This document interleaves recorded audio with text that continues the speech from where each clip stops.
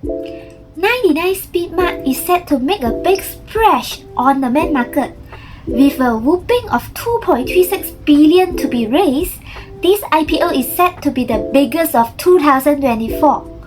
As investor, we naturally ask, is 99 Speedmart worth the investment? Could it become the next Mr. DIY? Could it even join the ranks of Malaysia Blue-Chip Stocks? In this video, there's a lot of chatters about whether the 99 Speedmart is overvalued. So, is it true? Let's dive into the details and uncover the truth. Hey everyone, welcome to Wealth Mastery Maven. I'm YM, your investing buddy. If you haven't already, make sure to hit that subscribe button and turn on the notifications so that you never miss an update from us. 99 Speedmart is everywhere you look. Literally, their motto, lagi dekat, lagi murah, closer and cheaper, perfectly captures their appeal. With their unbeatable prices and convenience, it's no wonder they are the top choices for so many of the shoppers. So now, let's talk about the mastermind behind this mini supermarket empire, Lee Thiam Wah. His story is nothing short of incredible. Despite being paralyzed since childhood, he persevered and built a network of over 2,500 stores across Malaysia. So, why is 99 Speedmart thriving? It all comes down to their business model. The goals of this IPO isn't just about raising funds, it's all about expanding their footprint. With the grocery market being fiercely competitive, having more stores means capturing a larger market shares. So their strategy revolves around low price, lagi dekat, lagi murah.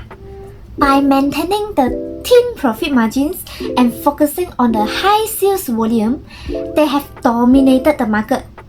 The secret to their success? Keeping the price low. You can spot 99 Speedmart store everywhere. For example, there are 3 near my home.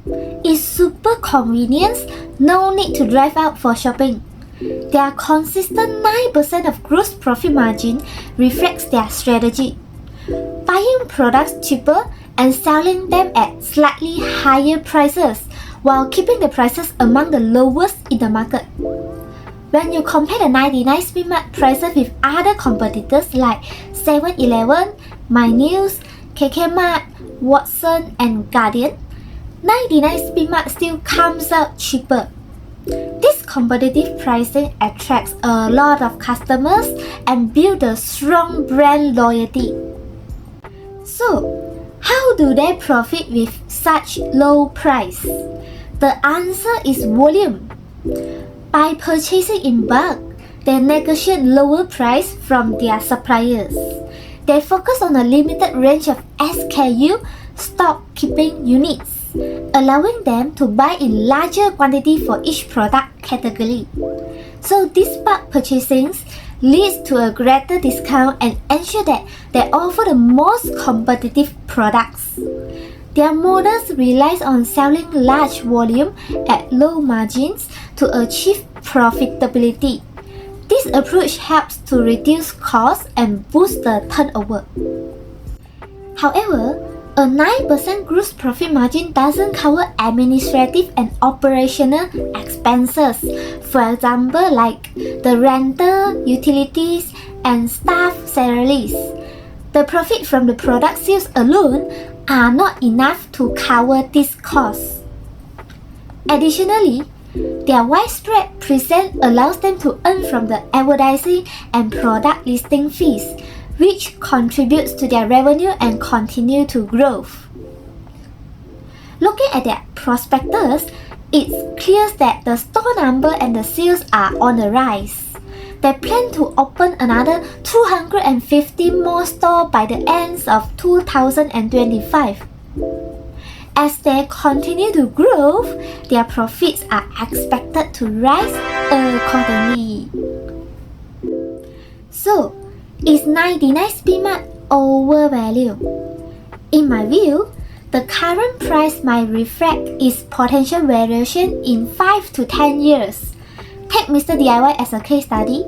When it went for public, many thought it was overvalued with a high PE ratio. Despite skepticism, the stock experienced an uptrend in the first 6 months post-IPO. Brahma kept buying the shares at the beginning, but eventually started selling after it joined the MSCI index. The stock's performance improved over time, and what was once considered an unreasonable valuation became reasonable as the company performance grew. Do you think 99 Speedmart could be the next Mr. DIY? Drop your thoughts in the comment. Looking ahead, 99 Speedmart is also making move into the wholesale market. I'm curious to see if once the Malaysian market reach saturation, they will expand internationally to countries like India, Indonesia, or even Europe. Could they replicate their successful Malaysian model overseas? Also, have you noticed that many of their employees are Malaysians? I have observed that they prefer hiring locals over foreign workers. If you know why, please share in the comments so we can learn together. 99 Speedmart might become a key economic indicator for Malaysia. A successful performance could reflect the health of the Malaysian economy and consumer spending power. If the positive trend continues, it could become one of the Malaysia top 3 blue chip stocks by the end of this year or next year. So the company is also committed to rewarding their shareholders with a 50% of dividend policy. So please share your thoughts in the comment. Okay? So if you enjoy my content, don't forget to subscribe, follow, and hit the notification bell. See you in our next video. Bye!